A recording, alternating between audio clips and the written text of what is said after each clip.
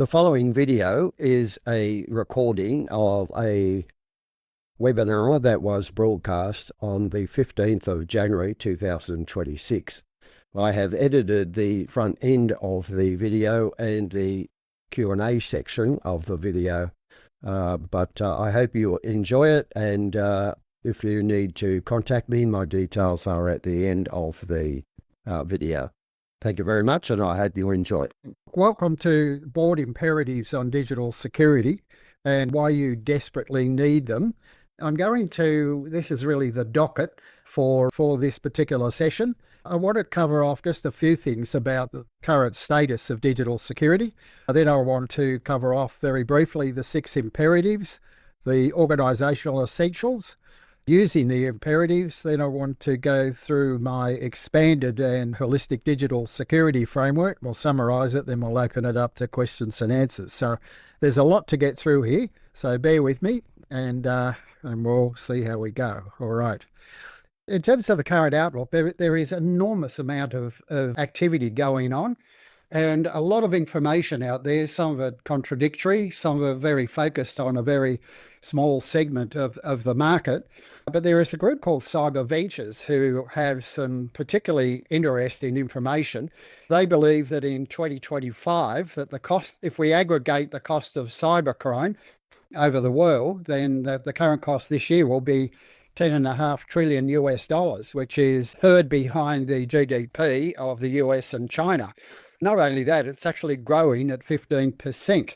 Now, cybercrime costs include, as I've got there, damage and destruction of data, stolen money, lost productivity, theft of intellectual property, theft of personal and financial data, embezzlement, fraud, post-attack disruption to the normal course of business, forensic investigation, restoration and deletion of hacked data and systems, and reputational harm. So that's really quite extensive, and when we get on to the next slide, you'll understand how big that is. Cyber Ventures estimate that the expenditure now on cyber security is estimated to be growing at 9.7% per annum, and currently estimated to be $454 billion US in 2025. The other interesting thing that's come out recently from McKinsey is that 15% of spending on cybersecurity goes on non-CISO expenditure, and that is growing at 24% per annum. CISOs, you might realise, are in place in organisation from a technical perspective, to look at the security at a technical level, although many of them would claim to have a scope that's much broader than that. But a lot of the expenditure now is on things like shadow AI and other activities that's outside or Internet of Things other devices that are not usually managed by our traditional IT organisations. So, it's a huge market and it's a huge endeavour of activity. The other thing I want to do here is just cover a few things out of the most recent data breach report from IBM. It's one of the best reports that are out there. I've tried to summarise in 5 lines, I think it is, 64 pages or 84 pages actually of detailed information. The reason I trust it is because they actually talk about their analysis steps, the way they conduct analysis, and it's quite reliable from year to year, even though they consider different clients every year. They cover everything from 500 organisations, from 500 employees up to, over 500 employees. I've reached out to them on a number of occasions to see whether I could get some indication of below 500. I suspect that the problem with doing that, or for them supplying that data, is that it is very difficult and quite to actually collect data, because it probably doesn't exist. Most organisations over 500 are reasonably organised. Now, the salient points, really, the average cost of a breach in US dollars is $4.4 million. Now, that's really quite astounding. That's actually down 9%. And although the US was up 9%, their average cost is $10.22 million US. That's largely driven by some regulatory fines and all sorts of other activity, the cost of actually regulation as well. The good thing about the IBM report is that one of the things they point out that nobody else points out is that a breach usually lasts about 3 years into funding. And so that's quite significant. And if one is talking about providing contingent liabilities for breaches, then you need to consider that the cost of the breach needs to last to cover that period of 3 years. The interesting thing here is that the time to detect and resolve breaches is down to 240 days from 258. Now, that's hardly, I think in their report, they sort of celebrate this, but it's really not much to celebrate, I guess. 1 in 6 breaches use AI, and that's increasing in various ways, largely through phishing, sophisticated phishing. The largest sectors impacted here are healthcare. On average, it's $7.42 million US per breach, and financial services 5.56, and the industrial in the US is 5 million. I think one of the things I might do is I might even do another webinar just on the IBM report. If you think that's a useful idea, then I can probably do that. Another significant thing that people need to take into account is that the recovery for data breaches in 76% of cases took more than 100 days. And in fact, it's over 250 days at about 25%. Now, that's enormous. And so, businesses, and particularly boards, should be very concerned about this in terms of their planning and how they actually deal with these breaches. The average ransom is about $5 million. The interesting thing here is that I think it's 37% have not reported it, and this is largely being revealed by attackers. 40% do not now involve the policing departments. So that's an interesting one people might want to consider. AI security tools are having an impact, but most organisations haven't made the investment, and most of them actually make the investment after they've been breached, which is normal for the course in these things. The other thing, this is not an IBM thing, but apparently 60% of SMEs who are attacked go out of business after 6 months. So those who've been attacked, 60% of them actually go out of business. The other thing I want to mention here is just the current government direction. I mean, obviously, the government is giving an enormous amount of support. They provide an enormous amount of information. Most of it is actually very good. Now, the problem is it's spread over about 10 or 11 different departments and websites. Now, the only other thing I want to mention here is that the legislation is becoming increasingly tougher, and rightly so too. Okay, let's get on to it. When I was over the last couple of years, and a number of you are aware of the journey I've taken on this, it's been over the last couple of years ago, I realised that the current approach to security wasn't really satisfactory. It was largely, in most organisations, it was largely uncoordinated, and you'll see some initial thoughts about that a bit later on. Better check the time here. Oh, okay, we're doing all right. So then as some of you know, I belong to a directors group, the Gordon Directors Group, and some of those directors are very well qualified. Some of them actually teach governance and have done many cybersecurity courses. However, they kept saying to me, we keep getting told by the CEO and other people, don't worry about it. Everything's secure. Now, there are a couple of problems with that. One is the board is actually responsible for security of an organisation, and you only have to read the requirements that ASIC have to understand that. So that's not good enough. At the end of the day, directors and the CEO, by inference, are responsible. So then I thought, well, maybe we should... Now, let me just go back one step. When I interviewed a hacker, and there's another lady online at the moment who was in the meeting with me, interviewed a hacker back in 1992, there were very, very few tools available to combat any sort of cyber crime or breach or anything like that. There were hardly any tools, and what followed was if we found a problem, then we would ask the supplier to fix it, or we would fix it ourselves.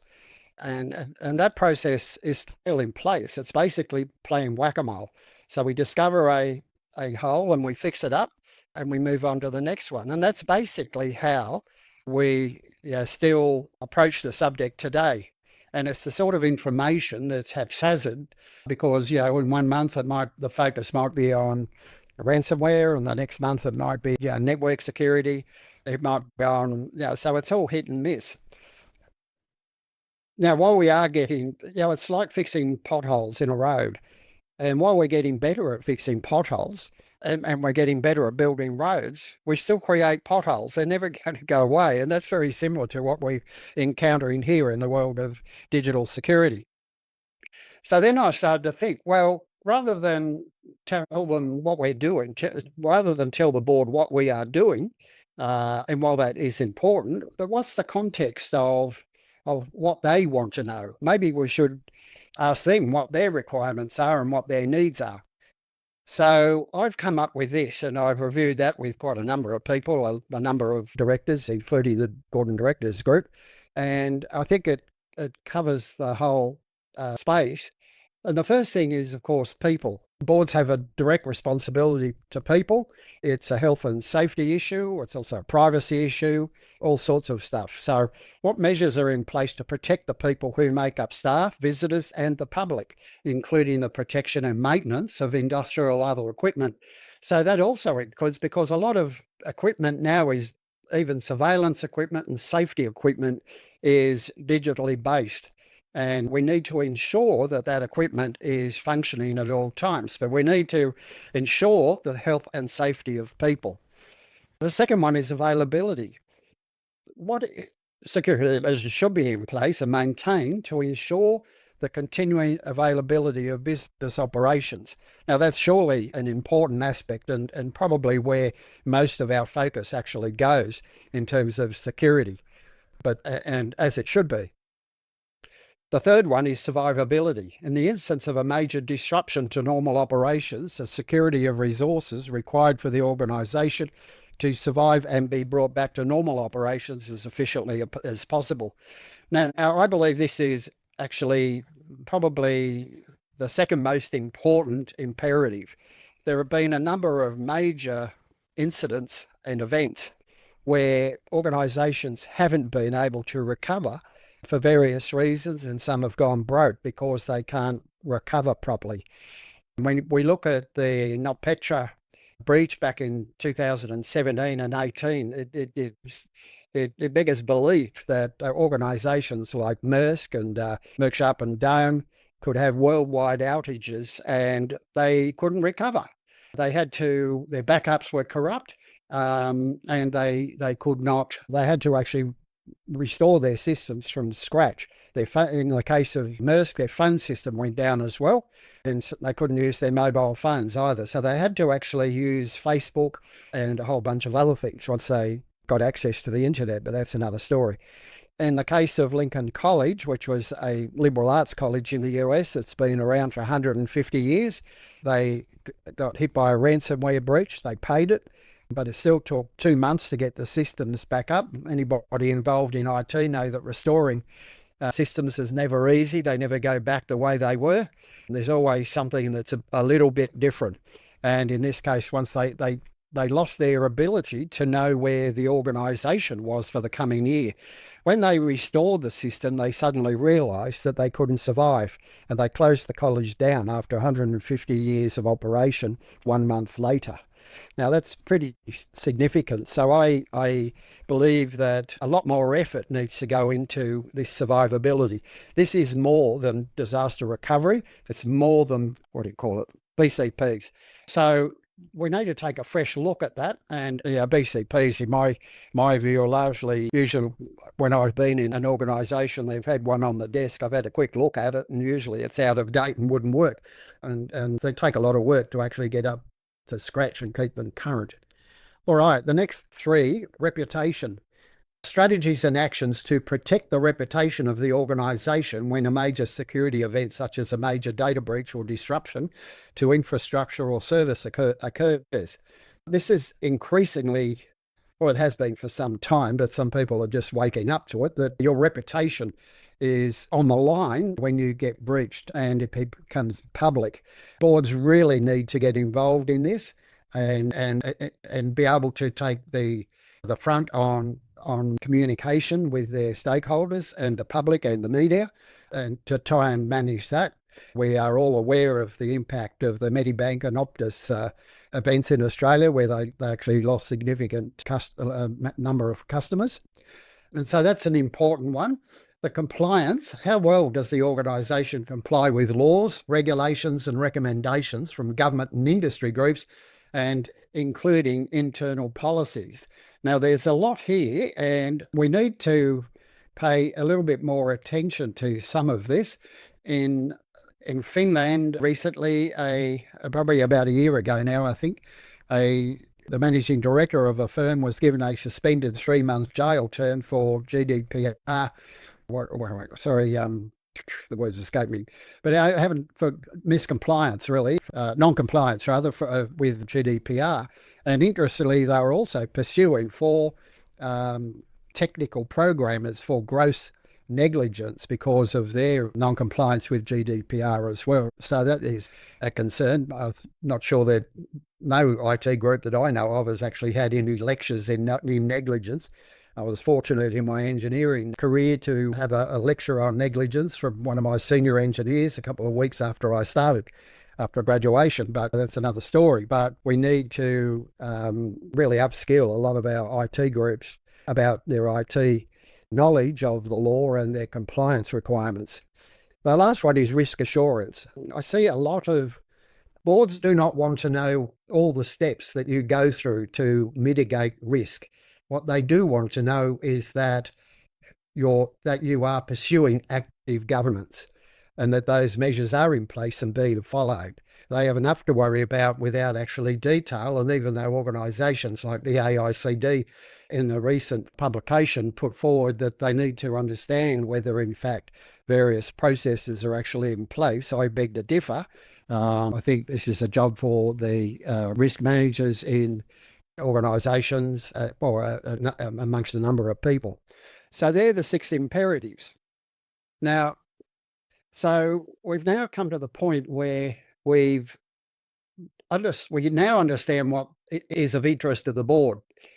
Now, I think it's also then useful to understand what information should be available from every organisation that the board could actually see, and not only see, but approve, that would give them the information and comfort levels that they actually seek. Might scare the hell out of them too.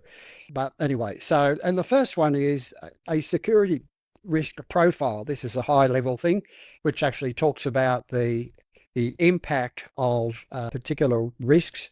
Could be done by at a department level or at an organisational level, but it beggars belief that organisations actually attack digital security without actually understanding and having an agreed security risk profile. They sort of seem to stumble from one to the other. The second one is governance. Having a governance framework around digital security is extremely important. And this is one where the board needs to be actively involved and give approval. The third one is security principles. Now, I'm not talking about the principles that the Australian Security Department actually put out, or the AICD put out, because there are only about half a dozen. These are security principles that need to apply to your organisation. I've come up with about 40 of them based on my observations of publicly available information on strategic events and my observations of them. But the first principle is that everybody in an organisation, including the board, is responsible for security. Now, that also applies to perhaps the public and also your clients. And I think you can see increasingly how the banks are doing well on this basis. They're advising their clients, they're increasing their own public information on what they should be doing and how they're trying to, both what they're trying to do to protect your information and what you need to be doing as a customer as well to help protect your information. Of course, the strategic plan is important.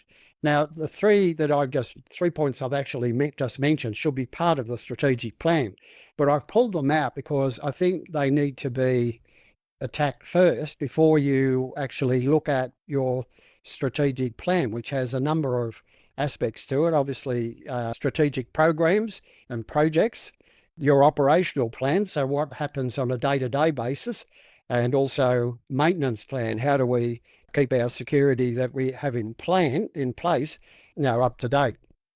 And the last one is risk management. What efforts are we actively pursuing to mitigate risk and prevent risk on an ongoing basis? So they're the organisational essentials. And you can, in fact, identify all of these in terms of the 6 imperatives. It's easy to do. And once you've done that, it's not expecting the organisation to do anything different to what they're doing now. Well, it might, actually, because it might identify things that they're not doing and should be doing. But in any case, so you've got this thing. Now, what happens? How do you use this? So along the top here, we've got, now this is at a very, very summary level. You have the 6 imperatives. So you've got people, availability, survivability, reputation, compliance, and risk assurance. And down here, on the left-hand side, on the left axis, we have the security profile, security principles, governance, strategic plan, and risk management. And those are the minimum 6 things that an organisation should be able to provide. Now, on each intersecting cell, there will be divided into 2. Can be relevancy, and then you put in a rating proportional to the relevancy. And that will help the CEO and with the Audit and Risk Committee provide a commentary at a summary level. Potentially, it could provide a 1-page summary for the organisation in terms of where they are at. If you look at any particular line item here, I would say security profile, it will help you identify in which of the imperatives you are weakest. The same with all of the others. And if we look down on the vertical column, then that will give you a summary of how the imperatives are being met in each of these areas as well. So I think it's a very useful tool. I'm not suggesting it's actually easy to generate, but nothing in this area is, and there's no perceived framework that actually tackles it at this level. So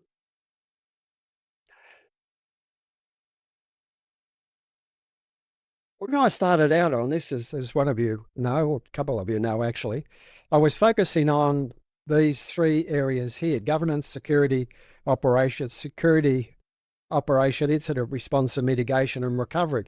And then once I'd figured out the imperatives, I realised that, okay, the board is responsible for these things here. And then what would actually bind them all together? And that would be a security council. Now, I know that some organisations have them, but it's quite clear that leaving security just up to the CISO and CIO is not enough, and that's slowly being recognised. And it's not my position that CISOs and CIOs aren't doing enough. They probably are. It's just that other people need to be have sufficient input that is valuable and should be considered as part of the process. And that I very much believe in a collaborative approach, and I believe this can be implemented very easily. In fact, where security councils have been implemented, sometimes a board member actually chairs the Security Council, which means that there's a whole lot of much more engagement in that particular process. Of course, we've got the Security Council is the one through the CEO and through the Audit and Risk Committee who actually supply all the information to the board and who work with the board to ensure that they have the funding they require and also the approval to prioritise and execute projects and provide status on those. So in a summary, this approach encourages a collaborative approach to the subject. It's a holistic approach to digital security, which satisfies the accountability of the board because they have broad responsibility for the organisation, total accountability for the organisation, in fact. And organisations should have an agreed framework. It shouldn't be left up to IT and the CISO and CIO. We shouldn't be throwing these responsibilities over the fence. And I know of many organisations where this is the case. They suffer the consequences of this. It enables boards and organisations to be part of the narrative. Now, boards do not want to be CISOs. They don't want to be experts in cybersecurity. They do understand the impact of something going wrong, and they do understand the impact of preventative measures as well. It does mean that priorities, programs, and responsibilities are shared and between the organisation and the board. And it means that there is an improved posture before and after major digital security events.